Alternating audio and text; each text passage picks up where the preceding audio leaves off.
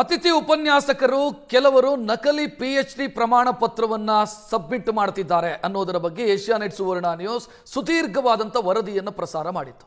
ಇದರ ಬೆನ್ನಿಗೆ ಉನ್ನತ ಶಿಕ್ಷಣ ಸಚಿವರು ಕೂಡ ಈ ವರದಿಗೆ ಪ್ರತಿಕ್ರಿಯೆ ಕೊಟ್ಟಿದ್ರು. ನಾವು ಕ್ರಮ ಕೈಗೊಳ್ಳುತ್ತೀವಿ ಅಂತ ಈಗ ಉನ್ನತ ಶಿಕ್ಷಣ ಇಲಾಖೆ ಎಚ್ಚೆತ್ತುಕೊಂಡಿದೆ. ಪ್ರಾಂಶುಪಾಲರು ಕೂಡ ಕೆಲವರು ಇದರಲ್ಲಿ ಇನ್ವಾಲ್ವ್ ಆಗಿದ್ದಾರೆ ಅನ್ನುವಂಥ ಆರೋಪಗಳಿರೋದರಿಂದ ಪ್ರಾಂಶುಪಾಲರಿಗೆ ಉನ್ನತ ಶಿಕ್ಷಣ ಇಲಾಖೆಯ ಆಯುಕ್ತರು ಬುಲಾವ್ ಕೊಟ್ಟಿದ್ದಾರೆ. ನಕಲಿ PhD ಉಪನ್ಯಾಸಕರ ವಿರುದ್ಧ ಶಿಕ್ಷಣ ಇಲಾಖೆ ಕ್ರಮ ಕೈಗೊಳ್ಳುವಂತ ಮುನ್ಸೂಚನೆ ಕಾಣ್ತಾ ಇದೆ.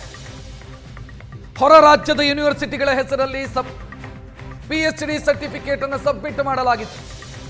ಅದರ ಸತ್ಯಾಸತ್ಯತೆ ಪರಿಶೀಲನೆ ಮಾಡಿದಾಗ ಅದು ಫೇಕು ಅನ್ನೋದು ಗೊತ್ತಾಗಿತ್ತು. ಕೆಲವೊಂದು ಕೇಸುಗಳು ಇದನ್ನ ವಿಸ್ತೃತವಾಗಿ ಸುವರ್ಣ ನ್ಯೂಸ್ ವರದಿ ಮಾಡಿತ್ತು. ಈಗ ಪ್ರಾಂಶುಪಾಲರಿಗೂ ಕೂಡ ಸೂಚನೆಯನ್ನ ಕೊಡಲಾಗಿದೆ. ಇನ್ನು ಯಾರ ವಿರುದ್ಧ ಆರೋಪಗಳಿದಾವೋ, ನಕಲಿ ಪ್ರಮಾಣ ಪತ್ರ ಸಬ್ಮಿಟ್ ಮಾಡಿದಂತ ಆರೋಪಗಳಿದಾವೋ ಅವರಿಗೂ ಕೂಡ ನೋಟಿಸ್ ಕೊಡುವಂತ ಯೋಚನೆಯಲ್ಲಿ ಉನ್ನತ ಶಿಕ್ಷಣ ಇಲಾಖೆ ಇದೆ. ಪ್ರಾಂಶುಪಾಲರಿಗೂ ಕೂಡ ವಿಚಾರಣೆಗೆ ಬರಿ ಅಂತ ನೋಟಿಸ್ ಕೊಡೋದಕ್ಕೆ ಸಿದ್ಧತೆಗಳಾಗ್ತಾ ಇದೆ.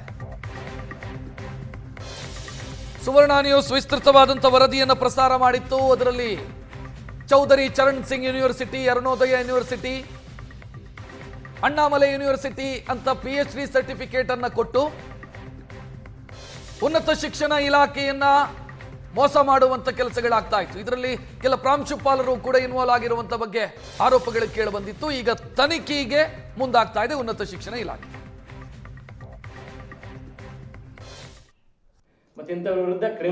ನ್ಯಾಯಾಲಯಕ್ಕೆ ಏನು ಮೋಸ ಮಾಡಿಲ್ಲ.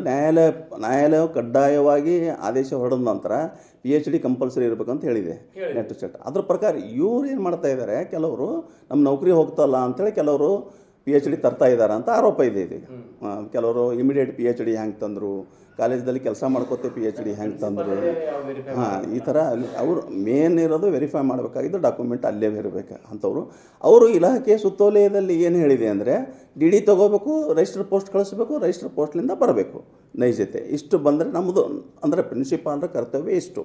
ಈಗ ನೋಡೋಣ ಏನು ಡೈರೆಕ್ಷನ್ಸ್ ಮಾಡ್ತಾರೆ, ಪ್ರತಿಯೊಂದು ಯಾವ ಕಾಲೇಜ್ದಲ್ಲಿ ಪ್ರಿನ್ಸಿಪಾಲ್ರು ಈ ಥರ ಇನ್ವಾಲ್ವ್ ಆಗಿದ್ದಾರೆ ಅಂತ ಮಾಹಿತಿ ಕೊಟ್ಟರೆ ಅವ್ರ ಮೇಲೆ ಕ್ರಮವನ್ನು ಜರುಗಿಸಬಹುದು. ನ್ಯಾಯಾಲಯಕ್ಕೆ ಉನ್ನತ ಶಿಕ್ಷಣ ಇಲಾಖೆ ಸದ್ಯ ತನಿಖೆಯ ಮುನ್ಸೂಚನೆಯನ್ನ ಕೊಡ್ತಾ ಇದೆ. ಆದರೆ ತನಿಖೆ ಕಲ್ಯಾಣ ಕರ್ನಾಟಕ ಭಾಗಕ್ಕೆ ಮಾತ್ರ ಸೀಮಿತನಾ ಅನ್ನುವಂಥ ಪ್ರಶ್ನೆ ಮೂಡ್ತಾ ಇದೆ.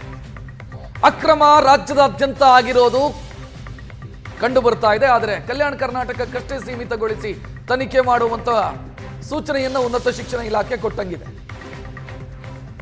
ಹಲವು ಜಿಲ್ಲೆಗಳಲ್ಲಿ ಕರ್ತವ್ಯ ನಿರ್ವಹಿಸ್ತಾ ಇರೋ ಉಪನ್ಯಾಸಕರು ಈ ರೀತಿ ಫೇಕ್ ಸರ್ಟಿಫಿಕೇಟ್ ಕೊಟ್ಟಿದ್ದಾರೆ ಅನ್ನುವಂಥ ಆರೋಪ ಇದೆ. ಆದರೆ ಕಲ್ಯಾಣ ಕರ್ನಾಟಕಕ್ಕೆ ಸೀಮಿತವಾಗಿ ತನಿಖೆ ಮಾಡಲಾಗತ್ತಾ ಅನ್ನೋ ಪ್ರಶ್ನೆ. ರಾಯಚೂರು ಭಾಗದ ಅಭ್ಯರ್ಥಿಗಳಿಗೆ ಮಾತ್ರ ವಿಚಾರಣೆಗೆ ನೋಟಿಸ್ ಕೊಡಲಾಗಿದೆ.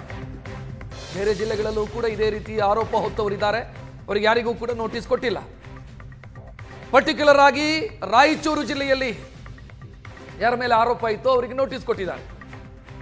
ಬೇರೆ ಕಡೆ ಕೂಡ ಇದೇ ರೀತಿ ಆರೋಪಗಳಿದೆ, ಆದರೆ ಅವರಿಗೆ ಯಾರಿಗೂ ನೋಟಿಸ್ ಇಶ್ಯೂ ಆಗಿಲ್ಲ. ಈಗಾಗಲೇ ತಮಗೆ ಗೊತ್ತಿರಂಗೆ ಈ ನಕಲಿ PhD ಪ್ರಮಾಣ ವಿರುದ್ಧ ಈಗಾಗಲೇ ಅಕ್ಷ ಸಂಘಟನೆ ಹೋರಾಟದ ಫಲವಾಗಿ ಒಂದು ಹಂತಕ್ಕೆ ಬಂತು. ಕೊನೆಯದಾಗಿ ವಿಶೇಷವಾಗಿ ಇದರ ಪ್ರಯುಕ್ತ ಸುವರ್ಣ ನ್ಯೂಸ್ ಅವರು 24 ಸುವರ್ಣ ನ್ಯೂಸ್ ವಿಶೇಷ ಒಂದು ಎಪಿಸೋಡ್ ಮಾಡಿ ಇಡೀ ರಾಜ್ಯಾದ್ಯಂತ ಸಂಚಲನ ಮೂಡಿಸಿ ಒಂದು ರಾಜ್ಯ ಸರ್ಕಾರಕ್ಕೆ ಎಚ್ಚರ ಗಂಟೆಯನ್ನು ಕೊಟ್ಟರು. ಅದರ ಫಲವಾಗಿ ಇಡೀ ರಾಜ್ಯದ ಉನ್ನತ ಶಿಕ್ಷಣ ವ್ಯವಸ್ಥೆ ಮತ್ತು ಮಾನ್ಯ ಸಚಿವರು, ಮಾನ್ಯ ಮುಖ್ಯಮಂತ್ರಿಗಳು ಎಚ್ಚೆತ್ತುಕೊಂಡು ಕೂಡಲೇ ಇವತ್ತು ಇಲಾಖೆ ಒಂದು ಆದೇಶವನ್ನು ಹೊರಡಿಸಿದೆ. ಈ ಇಲಾಖೆ ಆದೇಶ ಹೊರಡಿಸಿದ್ದಕ್ಕೆ ಮಾನ್ಯ ಸಚಿವರಿಗೂ ಕೂಡ, ಮಾನ್ಯ ಆಯುಕ್ತರಿಗೂ ಕೂಡ ಮತ್ತು ಮಾನ್ಯ ಮುಖ್ಯಮಂತ್ರಿಗೂ ಕೂಡ ಈ ನಮ್ಮ ಅಕ್ಷ ಸಂಘಟನೆ ಮತ್ತು ಸುವರ್ಣ ನ್ಯೂಸ್ ಚಾನಲ್ ಪರವಾಗಿ ಹೃತ್ಪೂರ್ವಕ ಧನ್ಯವಾದಗಳನ್ನು ಸಲ್ಲಿಸುತ್ತೇನೆ. ಈ ಆದೇಶ ಕೇವಲ ಕಲ್ಯಾಣ ತಾವೇನು ಆಯುಕ್ತರನ್ನು ಉನ್ನತ ಶಿಕ್ಷಣ ಇಲಾಖೆ ಆಯುಕ್ತರು ಹೊರಡಿಸಿರ್ತಕ್ಕಂಥ ಆದೇಶ ಕೇವಲ ಕಲ್ಯಾಣ ಕರ್ನಾಟಕಕ್ಕೆ ಮಾತ್ರ ಸೀಮಿತವಾಗಿದೆ. ಇದು ಒಂದು ಕಡೆ ನೋಡಿದರೆ ಅನ್ಯಾಯ ಅನಿಸುತ್ತೆ. ದಯವಿಟ್ಟು ನಾವು ಹೋರಾಟ ಮಾಡಿದ್ದು ಕೇವಲ ಕಲ್ಯಾಣ ಕರ್ನಾಟಕದಲ್ಲಿ ಇರುವಂಥ ಈ ನಕಲಿ ಪ್ರಮಾಣ ಪತ್ರಗಳ ವಿರುದ್ಧ ಅಲ್ಲ. ನಾವು ಹೋರಾಟ ಮಾಡಿರುವಂಥ ಒಂದು ಸನ್ನಿವೇಶ ಹೇಗಿತ್ತಂದರೆ ಇಡೀ ರಾಜ್ಯದಲ್ಲಿರುವಂಥ 430 ಕಾಲೇಜುಗಳಿರ್ತಕ್ಕಂಥ ಸುಮಾರು 4,000 ನಕಲಿ ಪ್ರಮಾಣ ಪತ್ರಗಳ ಅತಿಥಿ ಉಪನ್ಯಾಸಕರ ವಿರುದ್ಧ ಹೋರಾಟ ಮಾಡಿದ್ದೀವಿ. ಇವತ್ತು ಕಲ್ಯಾಣ ಕರ್ನಾಟಕದಲ್ಲಿ ಯಾವ ರೀತಿ ಸ್ಟ್ರಿಕ್ಟಾಗಿ ನೀವು ಆದೇಶ ಹೊರಡಿಸಿದಿರಿ, ಅದೇ ರೀತಿಯಾಗಿ ಇಡೀ ರಾಜ್ಯದಲ್ಲಿ ತುಂಬಿರುವ ನಕಲಿಗಳು ತುಂಬಿರ್ತಕ್ಕಂಥ ಅತಿಥಿ ಉಪನ್ಯಾಸಕರು ಮತ್ತು ಪ್ರಾಂಶುಪಾಲರುಗಳ ವಿರುದ್ಧ ಇದೇ ರೀತಿ ಕಠಿಣ ಆದೇಶವನ್ನು ಹೊರಡಿಸ್ರಿ ಅಂತೇಳಿ ನಾವು ಇಲ್ಲಿ ಸಂದರ್ಭದಲ್ಲಿ ತಮ್ಮಲ್ಲಿ ಕೇಳಿಕೊಳ್ಳುತ್ತೇನೆ.